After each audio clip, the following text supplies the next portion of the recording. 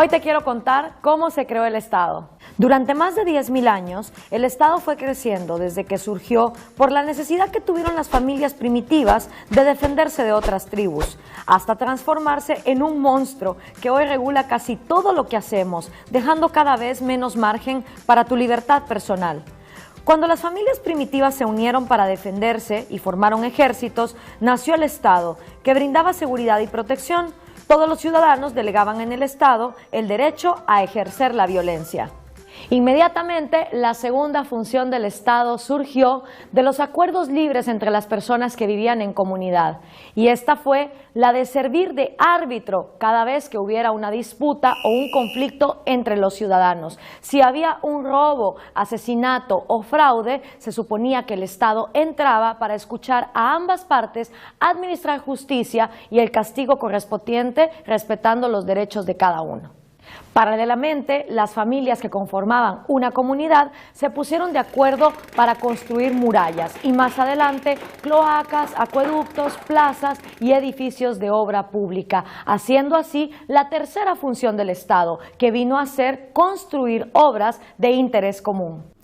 Durante el siglo XVIII y el siglo XIX, todas esas funciones fueron recopiladas en escritos que hoy conocemos como constituciones. Así, los ciudadanos tuvieron nuevamente el derecho de elegir a sus gobernantes y surgieron tres poderes: el ejecutivo, el legislativo y el judicial, cada uno con funciones específicas y también con el objetivo de que fueran limitándose los unos a los otros para que el poder no se acumulara en uno solo. Finalmente, a finales del siglo XIX, se implementan otras dos funciones. La primera, la salud pública, hospitales, campañas de vacunación y prevención de enfermedades, y también la educación pública en escuelas controladas por el Estado. Ya entrado el siglo XX, ya estaban los estados en pleno funcionamiento con todas sus funciones básicas. La economía seguía creciendo a un ritmo del 5% anual y aún así las funciones del Estado también se incrementaban con este crecimiento económico. Pero todo cambió cuando vino la crisis mundial de 1930 y Estados Unidos, al mismo tiempo que trataba de pelear contra la crisis, la prolongó por las diferentes decisiones que el Estado fue tomando. Hasta ese momento, las crisis de los países se superaban pues sin grandes cambios en el sistema y tardaba más o menos 1 o 2 años en volverse a recuperar de una debacle económica. Pero a partir de la década de los 30, apoyados con las tesis del economista Maynard Keynes, el Estado encontró una excusa para sobreexpandirse y volverse él entonces el responsable del crecimiento económico, hacerse cargo de los ancianos y de otras funciones dentro de la sociedad. El Estado empezó a crecer más rápido que la producción privada, de manera tal que la única manera de sostenerlo fue el permanente aumento de los impuestos, del endeudamiento, que no es otra cosa que mayores tributos que pagarás en el futuro, y en ocasiones del impuesto inflacionario, que es el que más pesa sobre los pobres. Con cada recesión, el Estado crecía, mientras el sector productivo se reducía. Cuando la economía volvía a crecer, el Estado no se achicaba, y año con año la proporción del gasto público sobre el PIB fue creciendo progresivamente.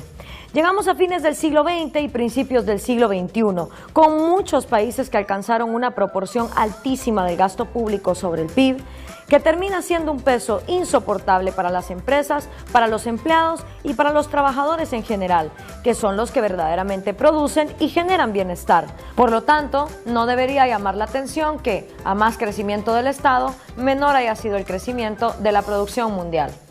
Es que los ciudadanos pensamos que el gasto público los paga el otro, o que tal vez Papá Noel lo deja por debajo del arbolito para que los gobiernos lo gasten.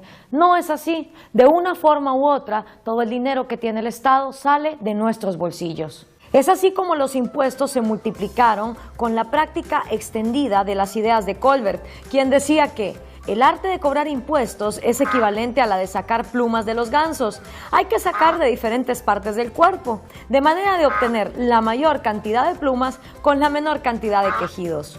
Así, se crearon impuestos por casi cualquier actividad de las personas, por trabajar, por fumar, por comer, por ver una publicidad, por ir al cine, por ver televisión o tomar una cerveza con los amigos. Por ejemplo, en países como la Argentina ya hay más de 100 impuestos y en muchas ocasiones se paga el 50% de lo que los ciudadanos producen. Los ejemplos son infinitos, pero basta con mencionar que los países que tienen un menor gasto público crecen a ritmos acelerados y viceversa.